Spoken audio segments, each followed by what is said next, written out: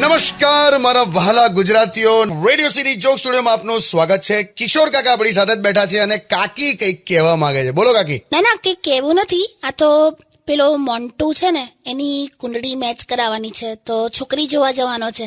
કોણ મોન્ટુલી? પેલો ગોલું પોલું પેલો ટેડી બેર આપણું. એટલે ચબી છે? ચબી ના કહેવાયેલા, તો 150 કિલોનો છે ભાઈ.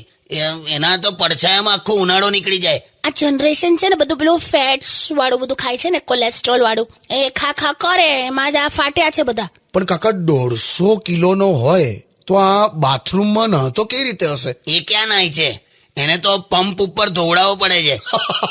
એના ફોટોગ્રાફ ડેવલપ કરીએ ને તોય 10-12 કિલોના આવે છે. પણ સાંભળો, બિચારો પૂછતો તો કે છોકરી સાથે કુંડળી મેચ કરાવી છે એમ. ભાઈ આજકાલ છે ને છોકરા છોકરીની કુંડળી ચેક નહીં કરાવવાની, એકબીજાનો મોબાઈલ ચેક કરી જોવાનો બસ. બધા ગ્રહો તારાઓ મેચ થાય છે કે નહીં તહીં જ ખબર પડી જાય.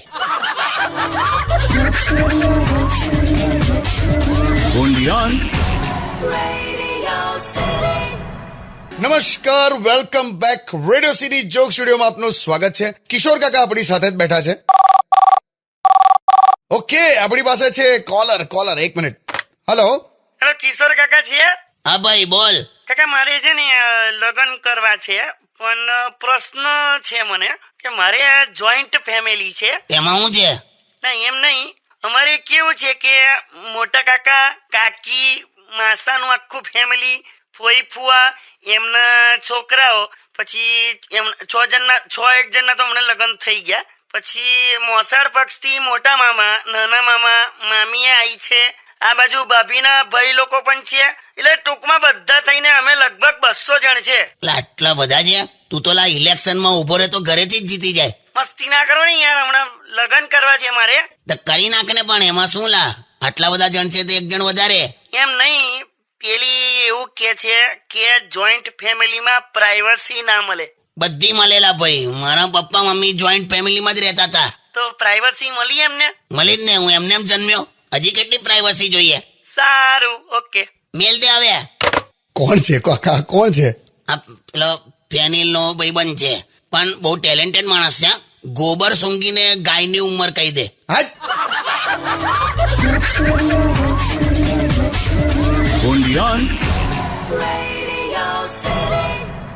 રેડિયો સિટી જોક સ્ટુડિયોમાં આપનું સ્વાગત છે અને કિશોર કાકા આપણી સાથે જ બેઠા છે. કાકા, હમણાં આપણે થોડી વાર પહેલા વાત કરતા હતા ને લગ્ન વિશે, તો મારે તમને એમ પૂછવું છે કે લગ્ન પછી પ્રેમ ખરેખર નથી રહેતો?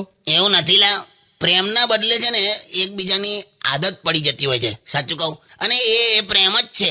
જો પણ લોકો કેવું પેલો ફિલ્મ વાળો પ્રેમ ઈચ્છે તો એ ના થાય ભાઈ. નવા લગ્ન કર્યા હોય તો 2 જણ ખરા ને એ આમ બીજે કશે ના જાય, પણ અગાસીમાં રાત્રે જતા રહે. એ તો મેં પણ જોયું છે કાકા. હા, સાવ ધડ માથા વગરની વાતો હોયલા.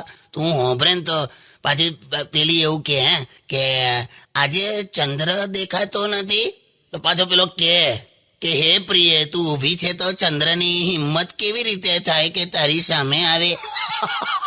હવે રવાડીએ ચડી જાય 2 જણ, અને 10 વર્ષ પછી ચંદ્ર બંદ્ર જોવા અગાસીમાં ના આવ્યા, ખાલી મઠિયા હુકવા હોય ને તો બપોર અગાસીમાં આવ્યો હોય. મને તો બહુ હસવાઈ જાય એવું બધું જોઉં ને. સાંભળો ને, તમે મારા માટે શું કરી શકો છો? ઉલટી કરી શકું છું, મોંમાં સાબુ મૂકીને પરપોટા ઉડાડી દઉં. જા નહીં, આમ ગંધ હટ.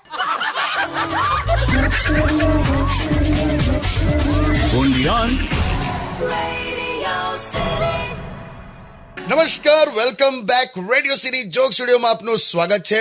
કિશોર કાકા આપણી સાથે જ બેઠા છે. પણ મેં જોયું, લગ્ન કર્યા પછી જ સારી છોકરીઓ જડવા મળે. ઓય, ભગવાનને થેન્ક્સ કહો કે હું તમને મળી ગઈ. કેમ, તું તો કઈ ઓસ્કર છે? ઓહો, એવું જ હતું ને તો પછી મારી સાથે લગ્ન શું કામ કર્યા? તો મેં ક્યાં કર્યા છે પણ લગ્ન? હું તો ખાલી તારા ઘરે લોટ લેવા આવ્યો તો તારા બાપાએ આખી ગુણ પકડાઈ દીધી. શાંતિ રાખો, ભૂલી ગયા લગ્ન પહેલા મારી ગલીના ચક્કર લગાવતા હતા તમે. તો મારા પપ્પાએ કીધેલું મને કે રોજ સવાર સાંજ ડોબી સ્ત્રીને જુઓ ને તો ખાંસી ના આવે. આ કઈ ટાઈપનો લોજિક છે? તારો તો ઘૂંઘટ ઉઠાયો ને મેં ત્યારે જ મને ખબર પડી ગયેલી કે આ એક માણસનું કામ નથી. જાઓ ને હવે. લા શાંતિ રાખો લા. એ કાકા, તમે તો યાર માણસ છો. તો મેં કોણ છું? મને દબાવાય તો મારામથી સીટી વાગે છે. દોસ્તો, તમને આ એપિસોડમાં મજા આવી હોય તો પ્લીઝ લાઈક કરવાનું ભૂલતા નહીં અને શેર કરો અને ચેનલને સબસ્ક્રાઇબ કરો. કિશોર કાકાના આવા સ્પેશિયલ વિડીયો સાંભળવા માટે બેલ આઇકોન પર ક્લિક કરજો અને ખાસ કરીને તમારા ફેવરેટ જોક્સ આ નીચે કમેન્ટમાં લખો અને તમને શું સાંભળવું ગમે છે એ પણ લખજો. Radio City.